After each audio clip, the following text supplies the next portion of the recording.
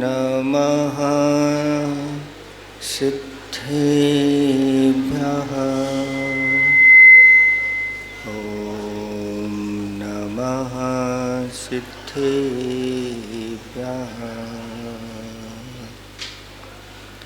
निर्मल जल सामान्य है जिनका, चंदन से हैं दियो बचन।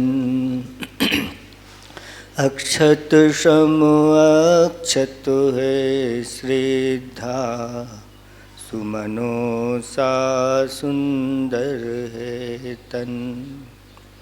नैवेद्य चरित्र ज्ञान है दीपक, वसु विधि करते धूप दहन। ध्यान सुफल है अर्घ समाधि, मुनिवर तुमको नित्य नमन। अनर्घ पद को पाने गुरुवर, मेरा अर्घ समर्पित है। एक जीवन क्या सौ सौ जीवन, गुरुवर तुम्हें समर्पित है। ऋषिवर तुम्हें समर्पित है। देवादिदेव 1008 कैवल्य कमलापति श्री आदिनाथ भगवान की जय। देवादिदेव 1008 चैतन्य चमत्कारी चिंतामणि पार्श्वनाथ भगवान की जय। परम पूजिक स्वाट आचार्य प्रवर गुरुवर श्री विद्यासागर जी महामुनिराज की जय। 3,9 करोड़ मुनिराजों की जय। परम पूज्य मुनि श्री विमल सागर जी महाराज की, मुनि संघ की। धर्म स्नेही भव्यात्माओं, आज का दिन भारतवासियों के लिए एक महान अलौकिक विभूति प्रदान करने वाला दिन है। आचार्य भगवंतों ने कहा है, पुनरपि जननम पुनरपि मरणम, पुनरपि जननी जठरे सहनम। यह संसारे पारावारे, इस संसार से पारावार से कोई पार करने वाला बहुत दुर्लभ होता है। पुनरपि जननी पुनरपि मरणम पुनरपि जननम।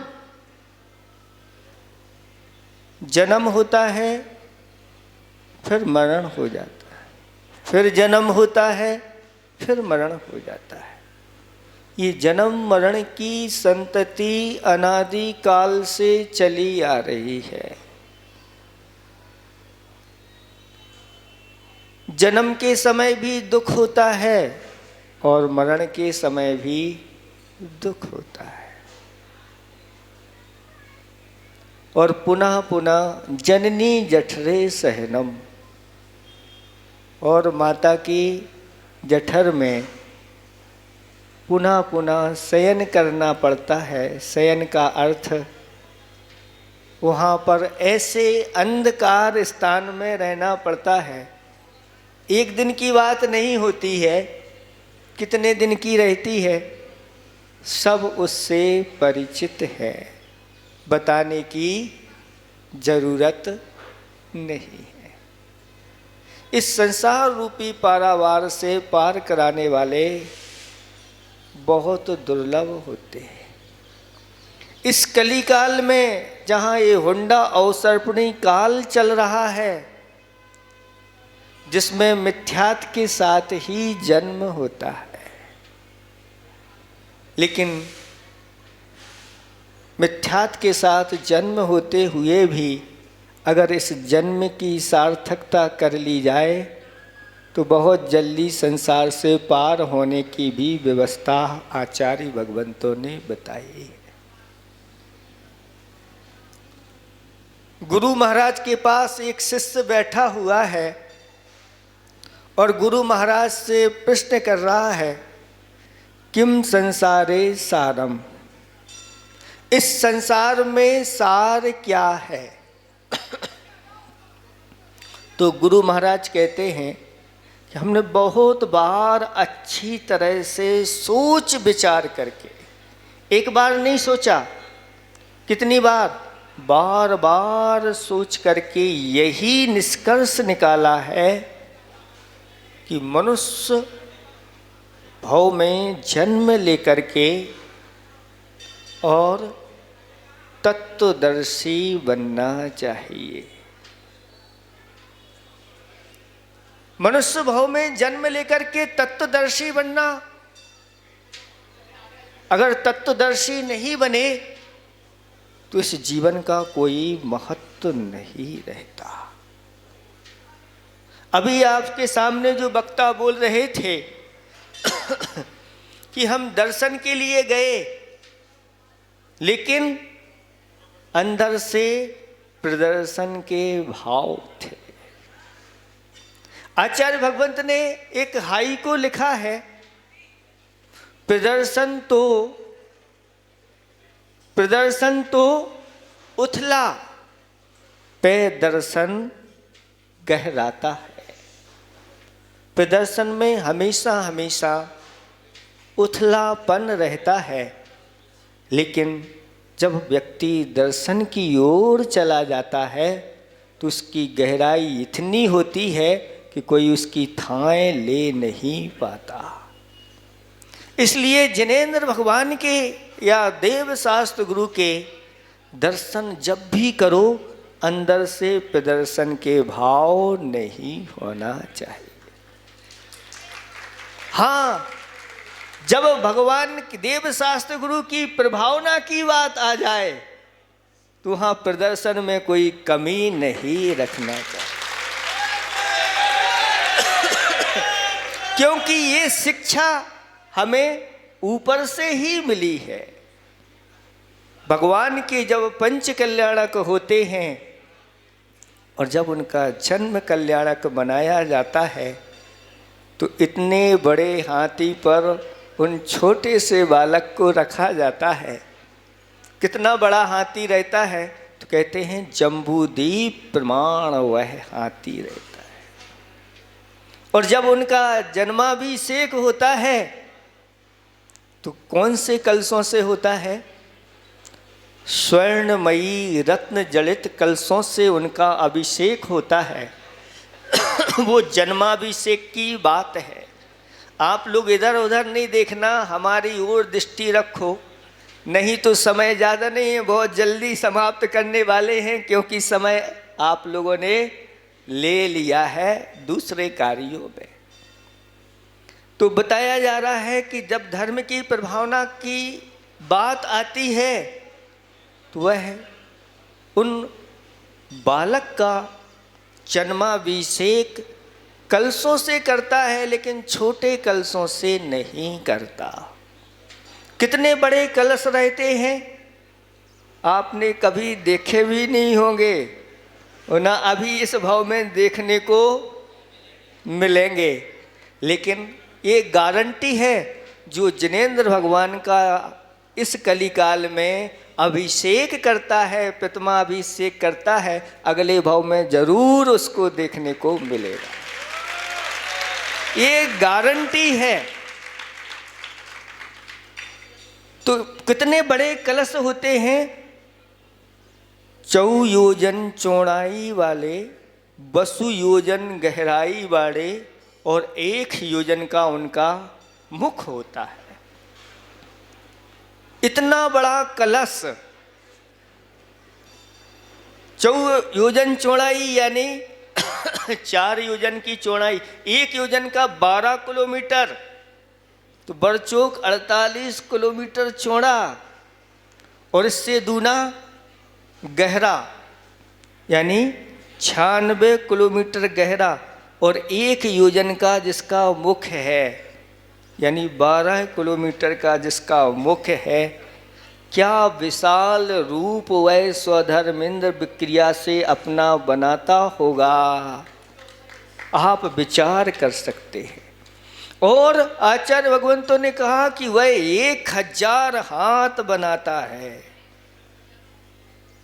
और एक एक हाथ पर उन कलशों को लेकर के 1008 हाथों में और एक साथ ऐसे बड़े बड़े कलशों को वहाँ पर ढाल देता है, समुद्र जैसा बह जाता है और उसमें अवगाहन करके देवलोग अपने आप को धन्य मानते हैं, आज मेरे सारे पाप धुल गए।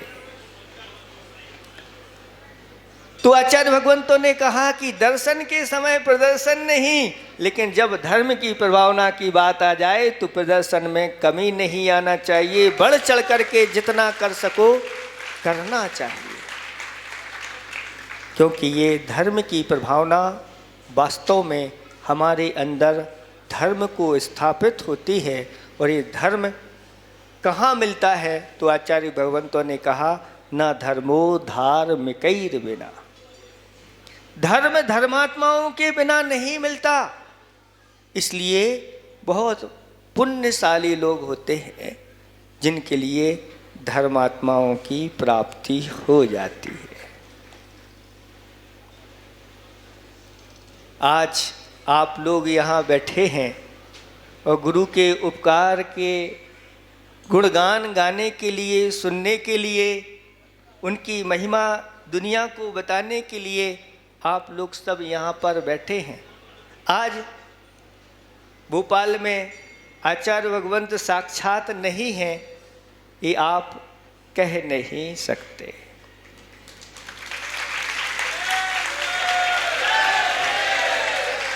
क्योंकि हमारे गुरुदेव के सामने किसी ने प्रश्न किया, गुरु महाराज ऊपर बैठे हुए थे, हम सब नीचे बैठे थे, बहुत सारे मुनिराज नए नए दीक्षित हुए थे। और गुरु जी से कहा, किसी एक व्यक्ति ने वहीं पास में खड़ा हुआ था कि आचार्य श्री, ये सब आपकी कौन सी कॉपी है? ये सब आपकी ही फोटो कॉपी है। तो आचार्य श्री ने कहा, तुम सत्य नहीं बोल रहे हो, ये हमारी फोटो कॉपी नहीं है, ये हमारी ओरिजिनल कॉपी है। और गुरुदेव ने भोपाल वालों के लिए आशीर्वाद में फोटो कॉपी नहीं भेजी है, 4 ओरिजिनल मुनिराज भेजे हैं।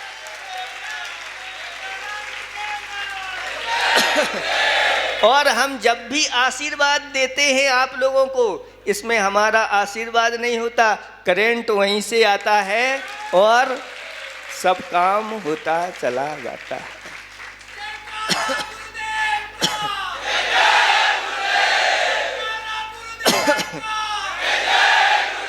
ये जो जज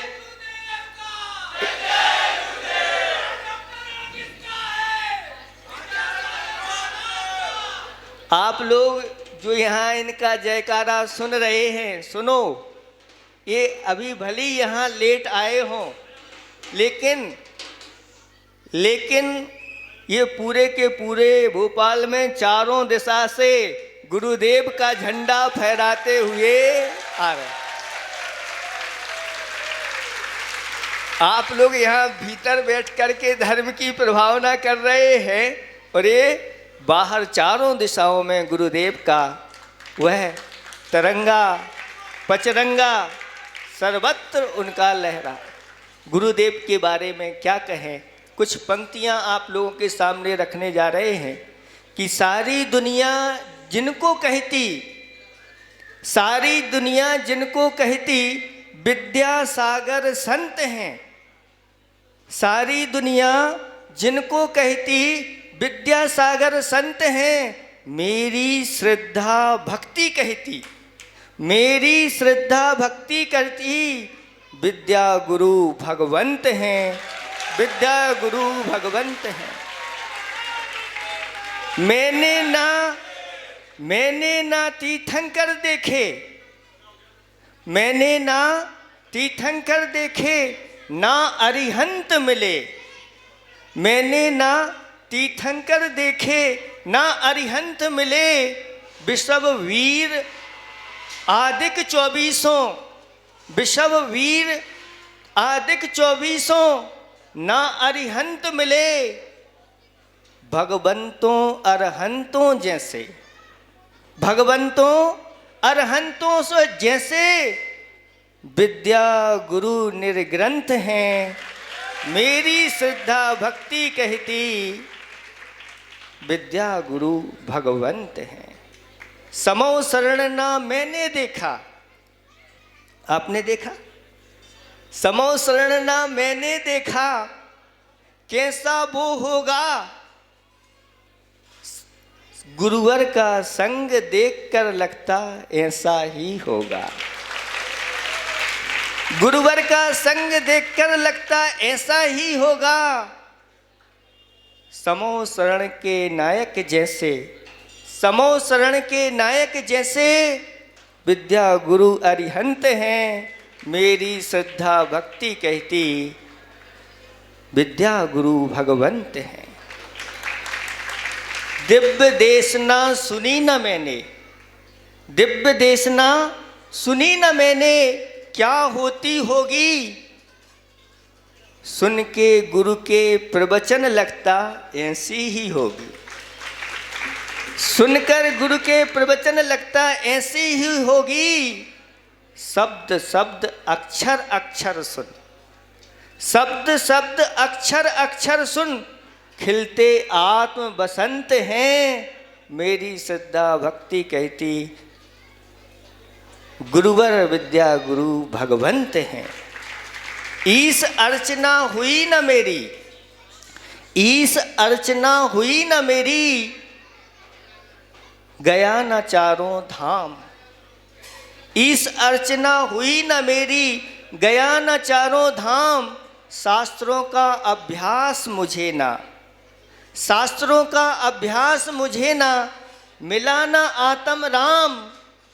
लेकिन गुरु को पाके लगता, लेकिन गुरु को पाके लगता मिल गए सारों धाम हैं। मेरी श्रद्धा भक्ति कहती विद्या गुरु भगवंत हैं। ऐसे इस कलिकाल में भगवंत स्वरूप हमारे लिए ऐसे गुरुदेव मिले हैं जिनको लोग एक बार देख लेते हैं तो संतुष्ट नहीं होते, बार बार देखने की जिनको ललक लगती है ऐसे गुरु महाराज, और उनको देख कर के उनको कुछ कहना नहीं पड़ता और सब छोड़ते चले जाते हैं। ऐसा एक अखबार में छप कर के आया कि एक व्यक्ति ने 30 वर्षों से, जैनेतर व्यक्ति है, जैन नहीं, जैनेतर व्यक्ति है, 30 वर्षों से जूता चप्पल नहीं पहने। पूछा कि ऐसा क्यों?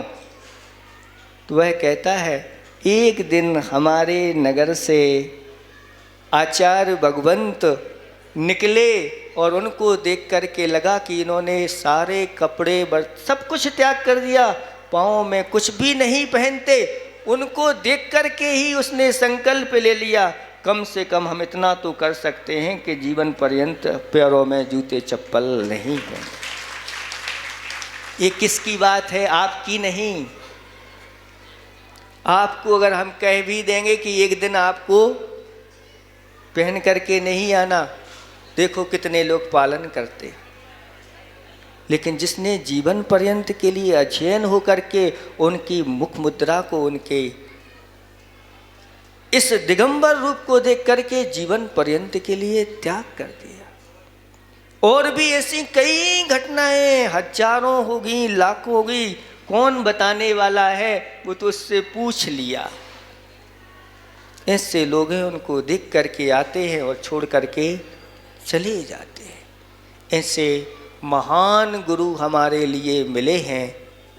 आप सबको इससे शिक्षा लेना चाहिए, सभी माता पिताओं को शिक्षा लेना चाहिए कि अगर इस धर्म, जैन धर्म की यह ध्वजा फहराना है तो कम से कम एक संतान तो हमें ऐसी देना चाहिए जो धर्म के लिए पूर्ण रूप करके समर्पित हो। उस श्रीमती माँ ने और मल्लप्पा जी ने अपनी कितनी संतान,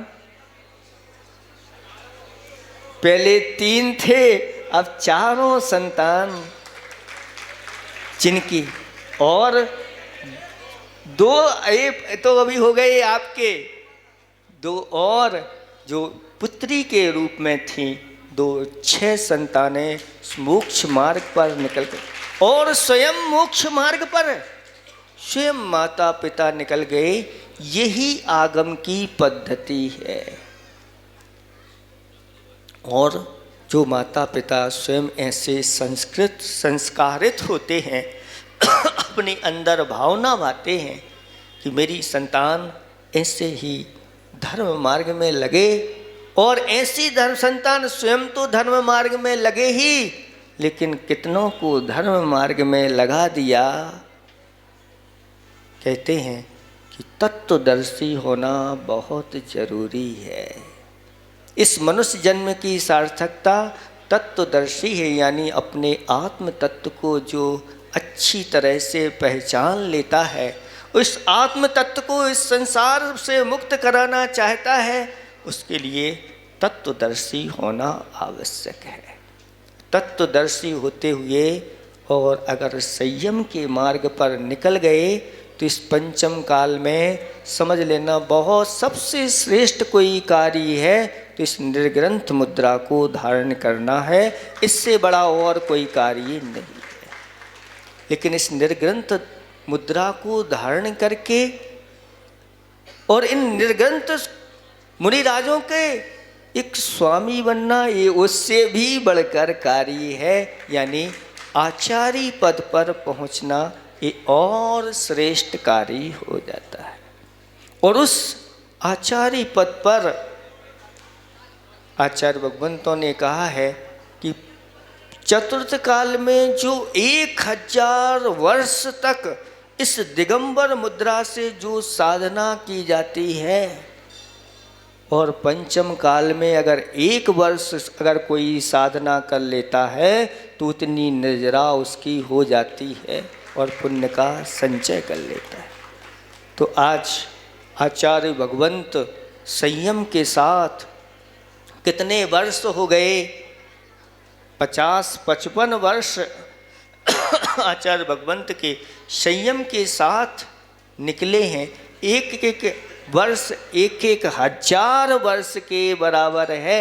ऐसे हजारों वर्षों के साधक आज हमारे सामने गुरुदेव हैं, जिनको मात्र नमन करने से ही हमारे पाप धुल जाते हैं। कई लोगों ने बताया ऐसी ऐसी घटनाएं घटने वाली थीं, लेकिन तुरंत आचार्य भगवंत का नाम लिया और कुछ भी नहीं हुआ, ये हो गया। वास्तव में उनका लाभ हम कितना उठा पा रहे हैं ये आपको समझना है। अगर उनकी आज्ञा का हम पालन करते हैं, साक्षर पालन करते हैं, तो वास्तव में हम उनके सच्चे भक्त हैं। यहाँ पर बहुत सारे लोग बैठे हैं, उनके भक्त हैं। उस व्यक्ति ने जीवन पर्यंत के लिए जूता चप्पल छोड़े और यहाँ अभी एक सज्जन आपके सामने शाकाहारी के रूप में प्रदर्शित हुए, आपने उनकी सब कुछ सुनी है। लेकिन आप क्या कर रहे हैं? आचार्य भगवंत बार बार कह रहे हैं कि आप जैन होकर के शाकाहारी नहीं बन पा रहे हैं।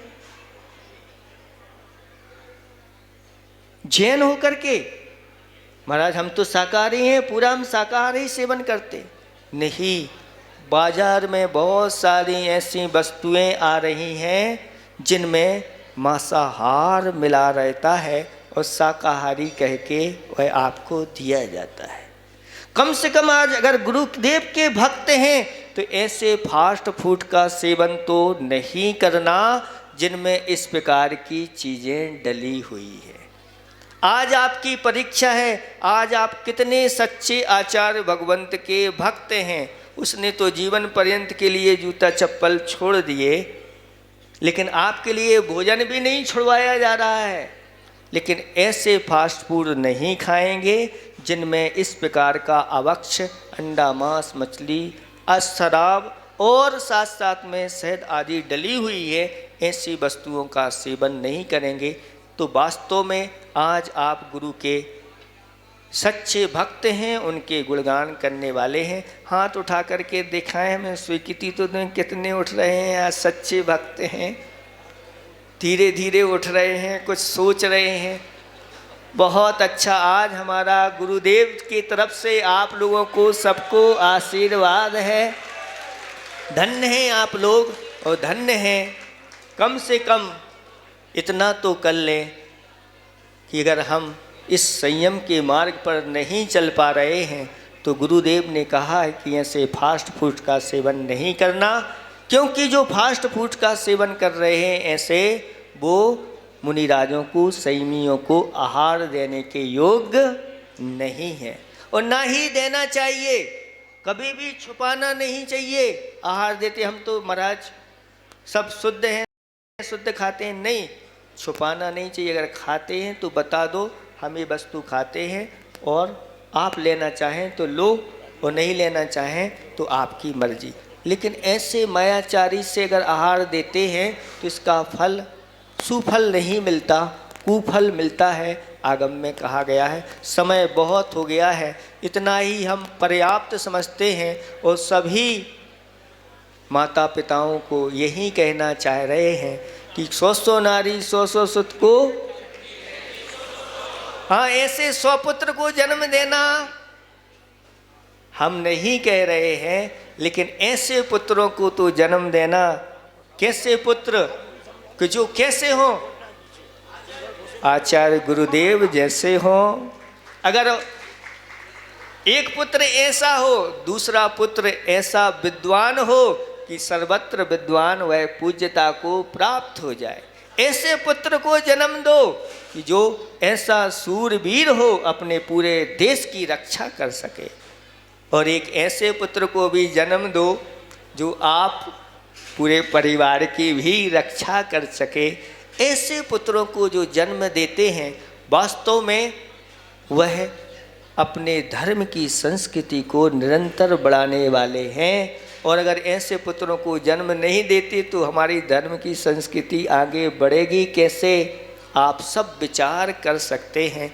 इतना ही हम पर्याप्त समझते हैं और गुरुदेव के चरणों में यहीं से बारंबार नमस्कार करते हैं। हे गुरुदेव, जल्दी से जल्दी आप भोपाल आकर के और जो भोपाल का जिनालय बन रहा है, ऐसा जिनालय जो जिसको देखने के लिए देवता भी लालायित हो जाएंगे, ऐसे उस जिनालय का जल्दी से जल्दी पूर्ण निर्माण हो और गुरुदेव शीघ्र आकर के पंच कल्याण करें। इसी भावना को लेकर के सुनो, इसी भावनाओं को लेकर के शुरुआत में सिद्ध चक्र विधानी चौक में हुआ था और उसी की भावना आगे बढ़ाते हुए मध्य में जवाहर चौक में एक सिद्ध चक्र की आराधना हुई थी।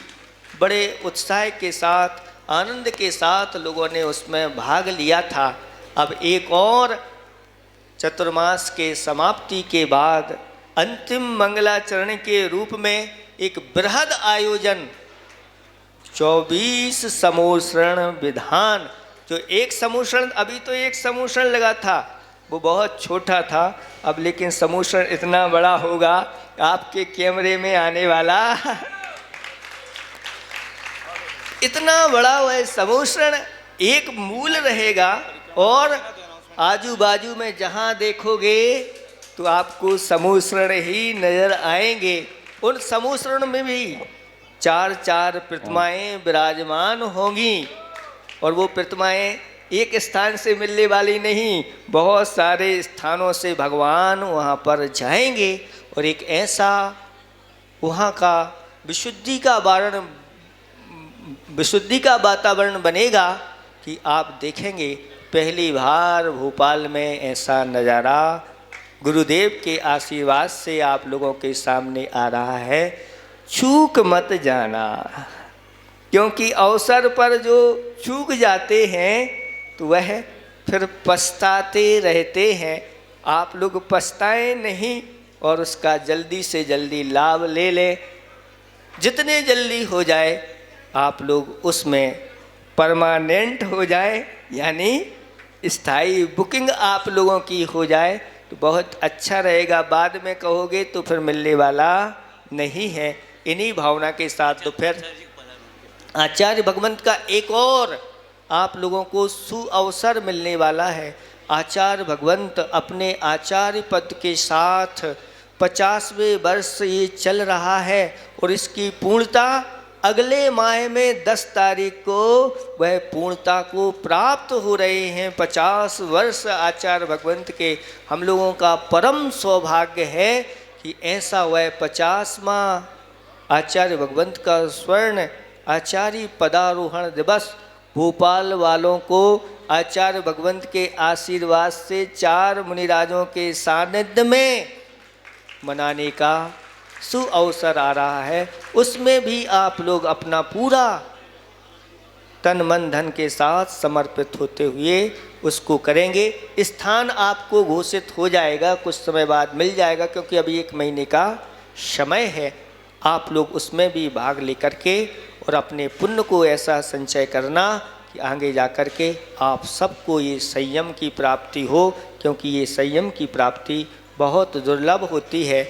और इस पूरे के पूरे श्लोक को पूरा करते हैं कि ये पूछा था किम संसारे सारम, तो बहुसोपि विचिंतमान मिद में, बहुत बार विचिंतमान चिंतन करके यही अर्थ निकाला है कि मनुजेषु दिष्ट तत्वम, मनुष्य भव में जन्म लेकर के तत्वदर्शी बने, और क्या करें, सुपरहिता युद्धतम जन्मे।